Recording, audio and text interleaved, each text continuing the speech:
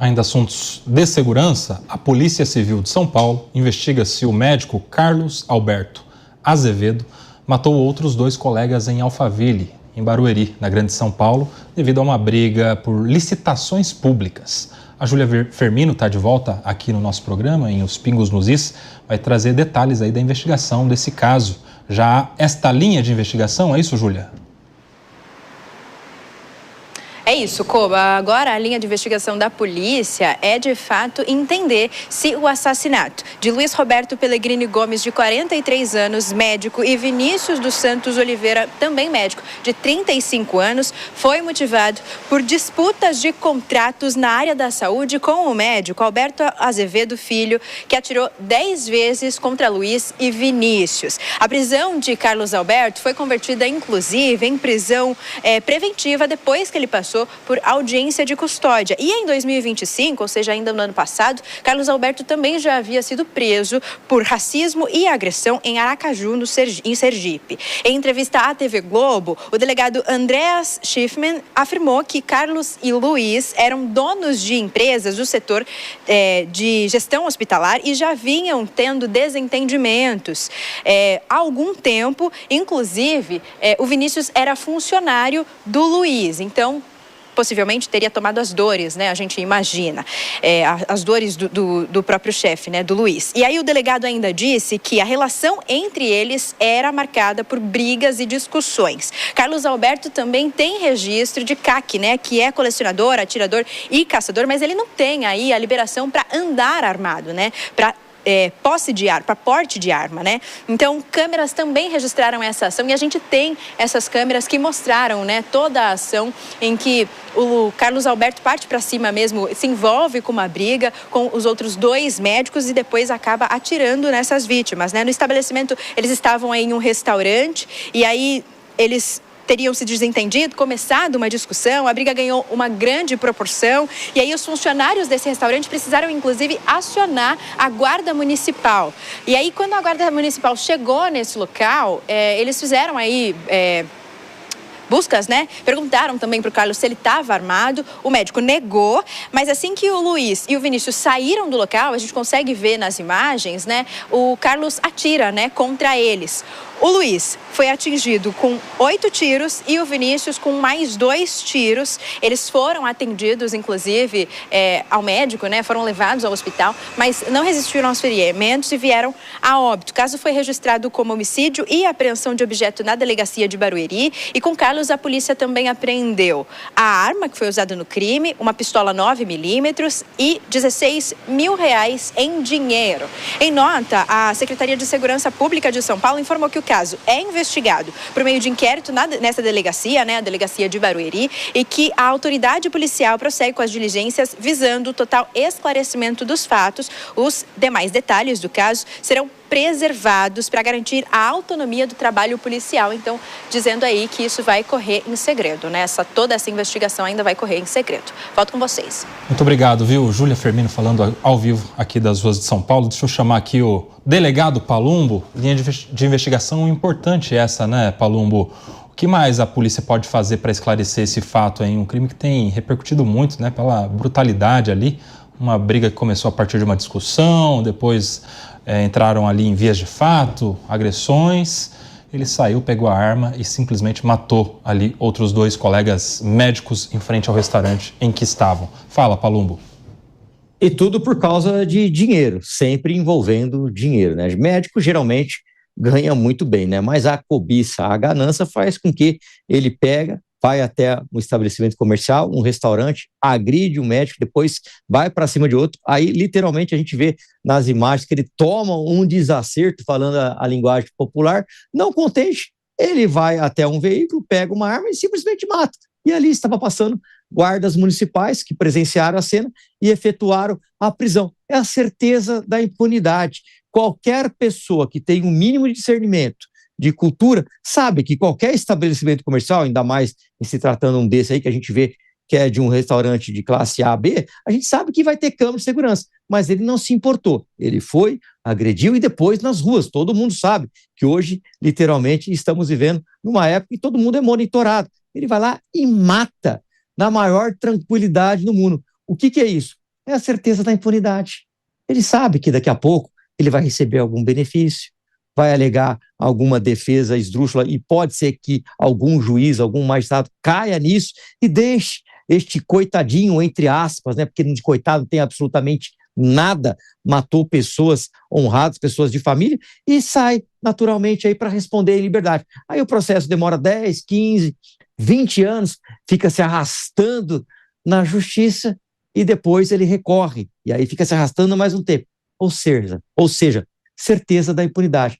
O indivíduo como esse tem que apodrecer na cadeia, não tem que ter benefício, não tem que ter progressão de regime, não tem que ter saidinha. Neste caso aí, não vai ter saidinha, porque já foi aprovada a lei que acabou com a saidinha. Mas ele vai ter a progressão de regime, ele vai provavelmente passar por um tribunal do júri, vai pegar a sua pena, vai cumprir um pouquinho só, talvez nem 10 anos, e vai para a rua no semiaberto, vai trabalhar, depois ele vai para o aberto, vai trabalhar ou vai cometer crime, porque ele já viu, né, ele sabe disso, que infelizmente o Brasil é o paraíso dos criminosos.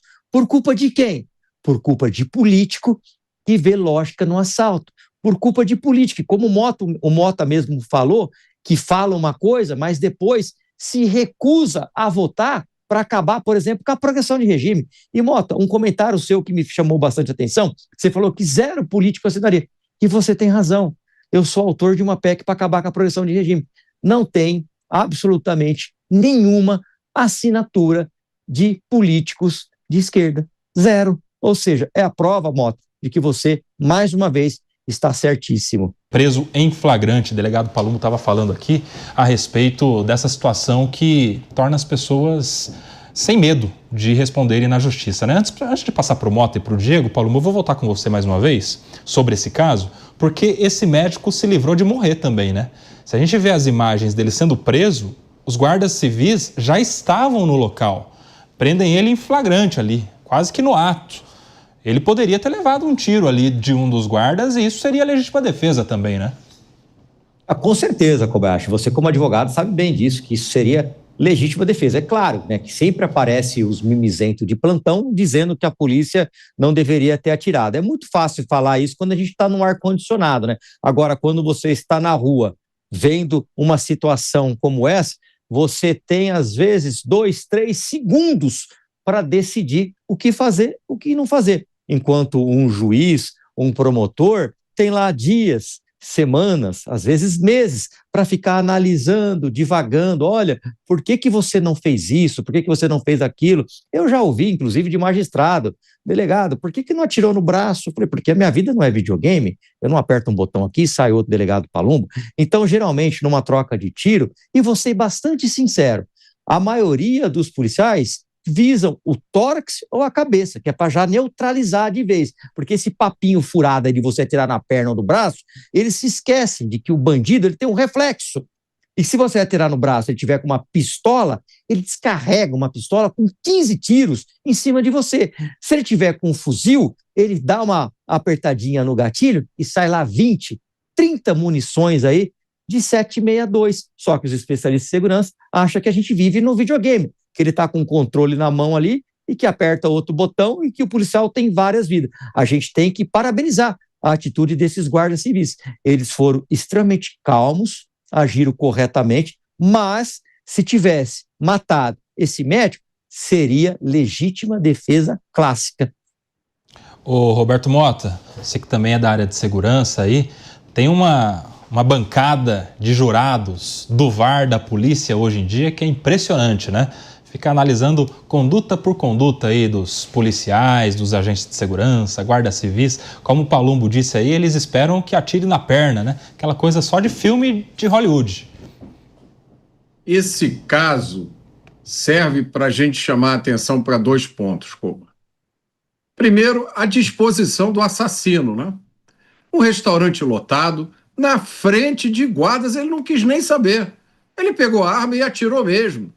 Ele poderia ter levado um tiro dos policiais e morrido ali. Ele não quis nem saber. Ele fez essa escolha e o mundo que se dane. Esse é o comportamento do criminoso. O criminoso não se importa com os outros. Ele resolveu cometer o crime, pronto. Agora, o segundo ponto dessa história, Koba, é o seguinte: esse crime foi cometido por um médico.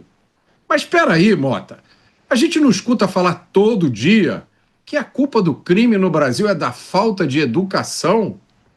A culpa do crime não é da péssima educação do Brasil? Todo dia eu escuto alguém dizer: não, nós precisamos de menos presídios e mais escolas. Porque o ensino que está na base de tudo. Mas criminoso, aqui é um médico. Foi um médico que matou a sangue frio. Para que escola? Que tipo de escola? Para onde você manda um médico assassino? Boa pergunta. Ótima reflexão, né, Diego? Sem dúvida nenhuma, Kobe. Eu acho que o Mota ele foi no ponto fundamental do que nós temos que debater.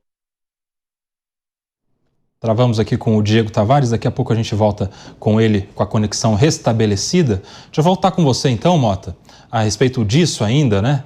Como é que você educa, ressocializa um médico que já está na sociedade, já está com a sua função, já tem acesso a patrimônio, já tem acesso, certamente foi educado aí em excelentes colégios, faculdade, enfim. E o que resolve então, Mota? É a impunidade que precisa acabar? Porque se o médico, que é tão bem instruído, soubesse da consequência, soubesse que pudesse ser preso, como disse o Palumbo aqui, 30 anos sem progressão, sem benefício, sem visita íntima, sem esse tipo de benesse que os criminosos têm, será que isso poderia evitar que ele cometesse esse crime e que tantos outros que cometem crimes também não cometessem? Não tem dúvida nenhuma. Nós jamais vamos acabar com o crime. Quando o sujeito está disposto a cometer um crime, ele vai cometer. O psiquiatra forense americano Stanton Seminole escreveu um livro chamado Dentro da Mente Criminosa, em que ele explica os criminosos violentos, eles não têm a capacidade de se colocar na posição do outro. Então eles não se importam com o sofrimento, com a dor, com a morte que eles vão causar para conseguir o que eles querem. Agora, o que nós podemos fazer é garantir que esse é o primeiro e último crime que o criminoso comete. Essa é a função da prisão. A prisão tem duas funções. A primeira é tirar o criminoso de circulação e impedir que ele cometa novos crimes. A segunda é dar o exemplo. E vamos lembrar, nesse caso, esse não foi o primeiro encontro desse indivíduo com a justiça criminal.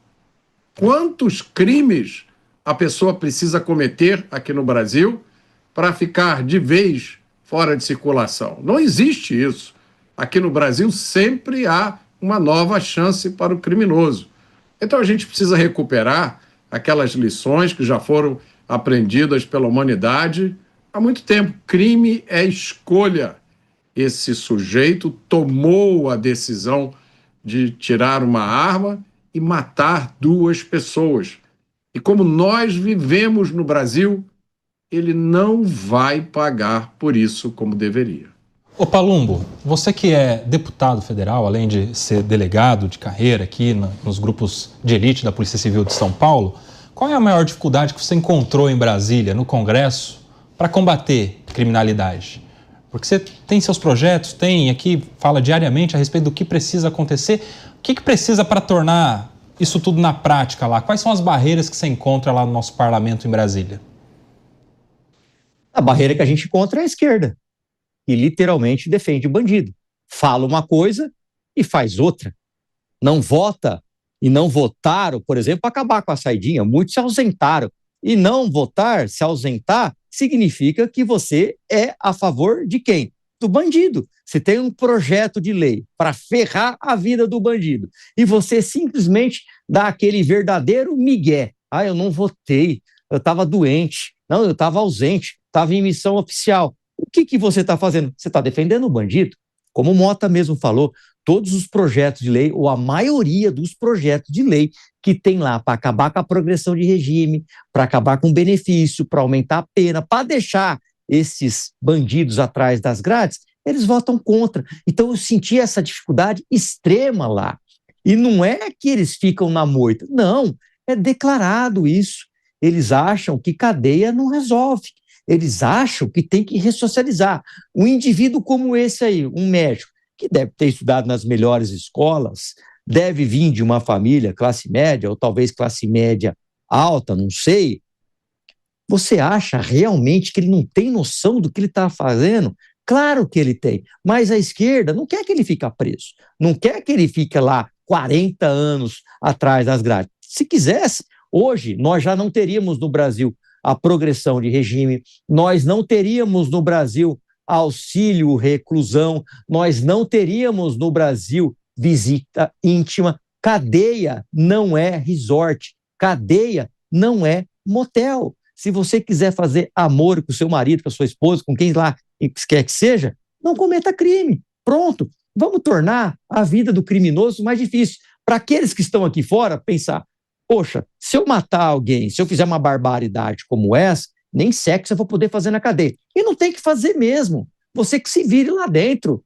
Cadeia não é resort. Vai trabalhar para pagar a sua comida. Ah, eu coloquei fogo, vou fazer rebelião. Colocou fogo no colchão? Dorme na pedra. Dorme no chão. Vai fazer greve de fome? Que morra de fome. Tem que tratar preso assim. Tem que tratar bandido condenado assim. Mas, infelizmente, eles não querem. Eles querem, por exemplo, que uma mulher que passou um batom numa estátua, essa não. Essa já não pode sair nunca mais. Essa, para eles, tem que apodrecer na cadeia, Kobayashi. Ô Diego, e isso leva a uma reflexão, como o assunto está tão em voga, né, o assunto de segurança pública, como é que isso vai impactar nas eleições? Não só do ponto de vista dos temas que serão tratados, das pautas, mas de quem serão os eleitos, né? Há quem diga que esse ano de 2026 vai ser um ano para eleger muitos policiais, muitas pessoas das forças de segurança. Você acredita nisso, Diego? Diego Tavares, eu acho que ainda não está conosco conectado, né? Vamos falar com o Mota a respeito desse mesmo tema, Mota. Você acredita que o ano de 2026, por ser um ano em que o assunto está tão em alta, vai gerar muitos policiais, estudiosos de segurança pública no nosso Congresso Nacional? Isso, de certa forma, aconteceu já bastante nas últimas duas eleições. Isso não é um fenômeno novo, Koba. O que é novo e que eu constatei com muita satisfação é a qualidade dos parlamentares que estão sendo eleitos agora, né? Nós temos aqui, lógico, o nosso delegado Palumbo, mas é fácil citar outros nomes, como, obviamente, o de Guilherme Derrite, o do delegado Paulo Bilinski. Há uma brilhante safra de policiais que se elegeram parlamentares e que conhecem a fundo a teoria econômica do crime, conhecem as experiências bem-sucedidas de combate ao crime lá fora. E essa nova safra de parlamentares policiais finalmente permitiu que a gente quebrasse aquele debate idiota que acontecia no Brasil. De um lado, a turma da esquerda com o bandido é um pobre coitado vítima da sociedade, e do outro lado, pessoas que só sabiam repetir bandido bom é bandido morto, e não levavam a lugar nenhum. Hoje, nós temos brilhantes parlamentares e, por que também não lembrar, uma safra também excepcional de governadores, como Tarcísio de Freitas, Ratinho Júnior e Romeu Zema, que conhecem de segurança pública e, o mais importante, têm a coragem moral de entrar de peito aberto nesse debate. Agora são 19h51, aquele último e rápido intervalo para você que nos acompanha pela nossa rede de rádios.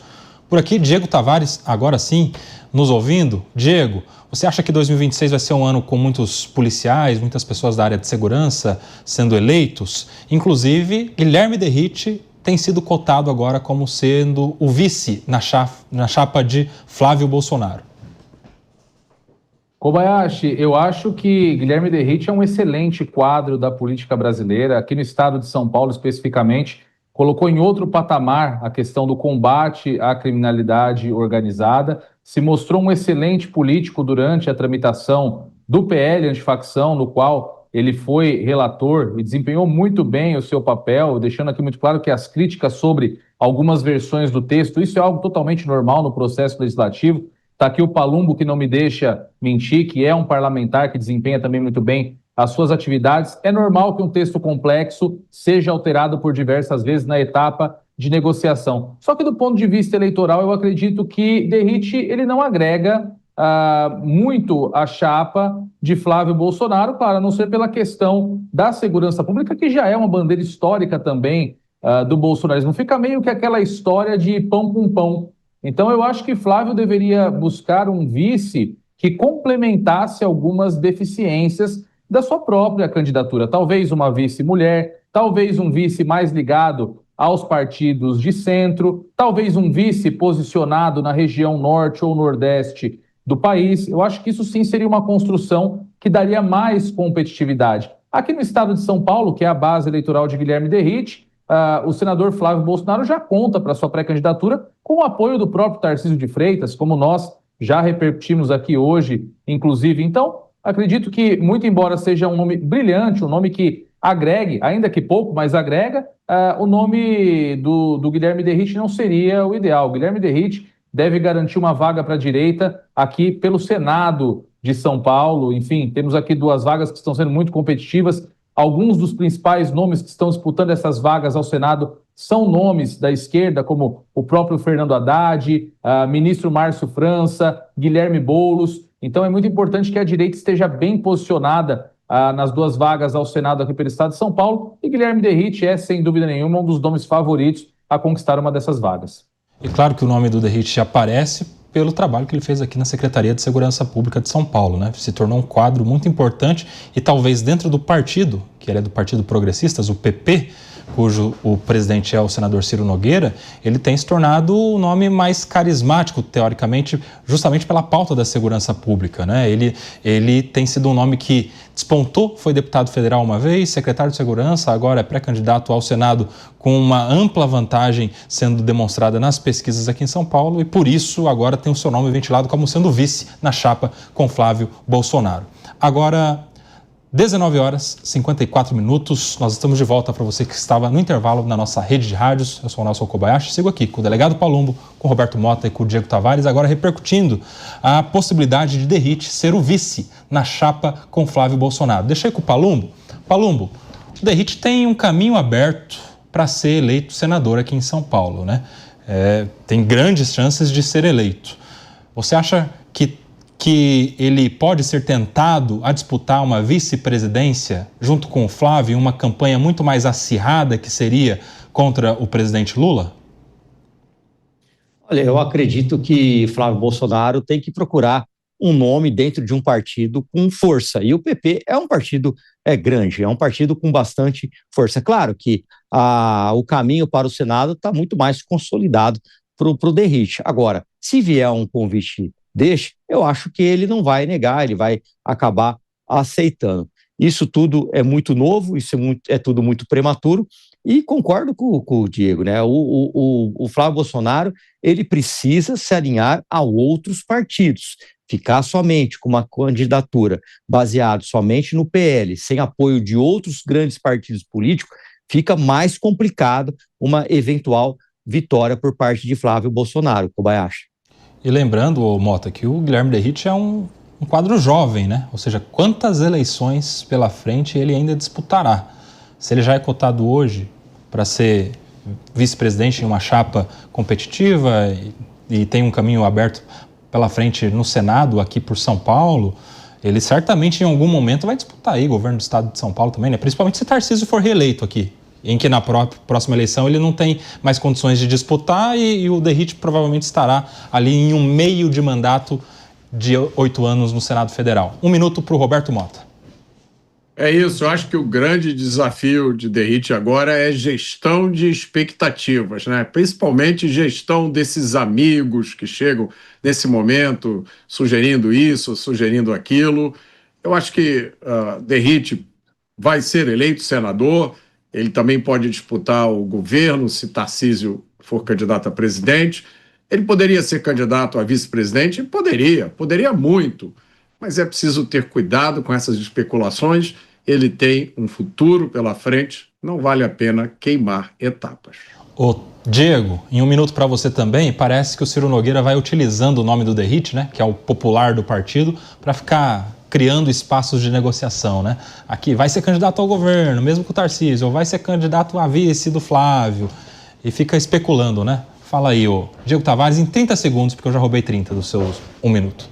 Kobayashi, nesse pouco tempo que me resta, nos últimos meses eu já ouvi que Guilherme Derrite seria candidato a tudo. Seria candidato a deputado federal para ajudar a puxar votos, depois iria ao Senado, que é uma eleição que ele tem um certo favoritismo. Foi cotado ao governo quando estava mais concreta a hipótese de Tarcísio presidente, e agora é cotado a vice-presidente da República. Isso nos mostra que eleição é terreno pantanoso. Nós podemos aqui conjecturar, mas é muito difícil saber o que de fato acontece em outubro de 2026.